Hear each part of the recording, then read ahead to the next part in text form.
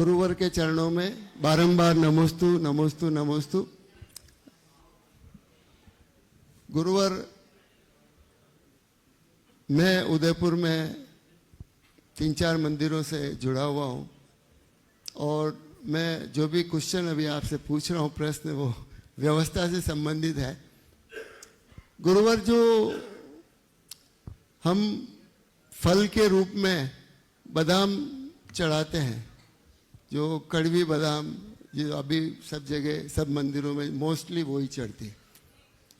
और अभी हम लोगों को, मुझे अभी अभी पता लगा कि वो बादाम, चढ़ी हुई बादाम वापस कंपनियों में जाके धुल के और वापस आती है और बाजार में बिकती है और वो वापस भगवान को चढ़ाई जाती है। तो अभी हमने नेमिनाथ मंदिर जो उदयपुर में है, वहाँ पर तो हम लोग गिरी चढ़ाते हैं तो वो वापस धुप के आती नहीं है। और उससे भी हम लोग उसका मिठाई बना के और अंध विद्यालय और ऐसी जगह पे दे देते हैं। और जो चावल और ये भी चढ़ते हैं वो हम लोग पक्षियों को कर देते हैं।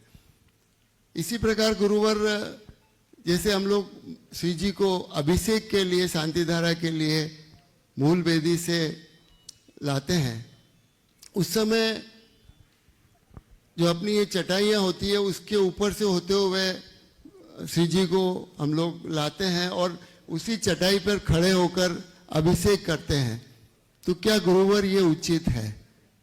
ये 2 चीजें पूछ रहे थे। पहले तो मैं चाहूँगा एक बार टाया जी का जोरदार अभिनंदन कर लीजिए। ये हमारे मेवाड़ के स्तंभ हैं और 2017 के चातुर्मास के तो ये पूरे रीढ़ बन करके चातुर्मास संपन्न किया था, बहुत भव्यता के साथ, बड़े कर्मठ और जुझारू, समर्पित, उदार चित्त व्यक्तित्व के लिए एक बार पुनः आप सब अभिनंदन करिए। आपने जो सवाल किया है भगवान के आगे चढ़ाने का, बादाम चढ़ाने के बाद वो बाजार में चला जाता है। गिरी चढ़ाना उसका एक विकल्प है, लेकिन गिरी का एक दूसरा विकल्प ये है कि गिरी के अंदर कीड़े हो जाते हैं।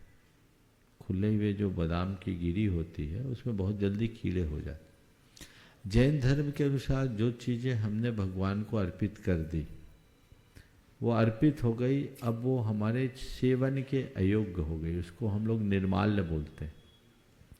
जैन परंपरा में इसीलिए प्रसाद ग्रहण करने की कोई परंपरा नहीं है, क्योंकि जैन धर्म के अनुसार हमारे भगवान प्राणातीत हैं और जब प्राणातीत हैं तो वो भोग लेते ही नहीं, तो हम भोग कैसे चढ़ाएंगे? और जब भोग नहीं चढ़ाएंगे तो उनका फिर प्रसाद कैसे होगा?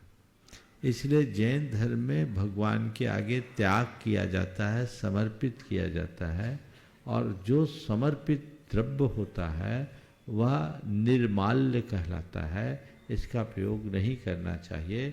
इसका प्रयोग केवल दीन दुखियों और पशु पक्षियों के लिए करना चाहिए। मुझे याद है आप लोगों ने उदयपुर में इसकी शुरुआत की और आज हजारों पक्षी उसको चुगते हैं, तोते आते हैं और करते हैं। टायर साहब, हमने देखा है कि बादाम को भी तोते फोड़ फोड़ के बड़े आनंद से खाते हैं। वो शुरू करो ना, तोते भी तो आते होंगे आपके यहाँ। केशवगंज के लोगों ने मुझे बताया और आपके भिंडर में तो मैंने देखा, मेरे आँख के सामने तोते बादाम फोड़ फोड़ के खा रहे थे। तो उनको भी त्यौहार मनाने दो, भगवान के भगत है, वो भी क्या बुराई है, उनको खाने दीजिए। और ऐसा बादाम चढ़ाइए जो जल्दी खराब ना हो, और ज़्यादा है पक्षी अगर उसका पूरा सेवन नहीं करते तो हमें थोड़ा खर्च लगे, फुड़वाएं और फुड़वा करके उसकी मिठाइयाँ बनवा करके गरीबों को बंटवा दें, ताकि अच्छा संदेश जाए, लोगों का पेट भरे। और बस इतनी सावधानी रखनी चाहिए कि जो भी मंदिर का देव द्रव्य है वो अभक्ष्य वस्तुओं के साथ सेवन में ना आए। इसकी जिम्मेदारी मंदिर के प्रबंधकों को है। तो वही सामग्री चढ़ानी चाहिए जिसका सही उपयोग हो, उसका लोग सही प्रयोग कर सके। मंदिर में अपार द्रव्य सामग्री चढ़ती है, तो इनको देखें, कई जगह की तो गौशालाएं मंदिर की द्रव्य सामग्री से चढ़ती है। अब यहाँ इतना जितना भी चढ़ावा आता है सब दीन दुखियों के लिए और गौशाला में जाता है। अभी आज ही इस पूरे विधान की सामग्री ट्रक में लोड करके गौशाला भेजी गई, देवोदय महासंघ पूरी। ये परंपरा लोगों को करनी चाहिए। इनका हमेशा ये दृष्टिकोण रखना चाहिए। जो भगवान का सेवक है, व्यास या माली, उसकी अच्छी पगार होनी चाहिए ताकि वो भगवान की भक्ति करे, सेवा करे, भूखा न रहे, आनंद से जीवन जीते। लेकिन इस तरह का कार्य नहीं होना चाहिए, ये उत्तम है। अगर चटाई वाला जो सवाल है, चटाई लकड़ी की हो सबसे उत्तम, अन्यथा प्लास्टिक की चटाई भी शुद्ध होती है, बैड कंडक्ट होता है। धुली और साफ स्वच्छ चटाई हो तो उसमें लाने में हानि नहीं है।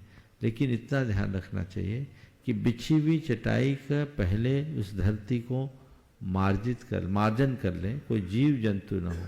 ऊपर से आप चटाई पे चल रहे हैं, नीचे कोई जीव मर रहा है तो आप पाप के भागी हैं। जैन धर्म के अनुसार इरियापथ शुद्धि से चलना चाहिए।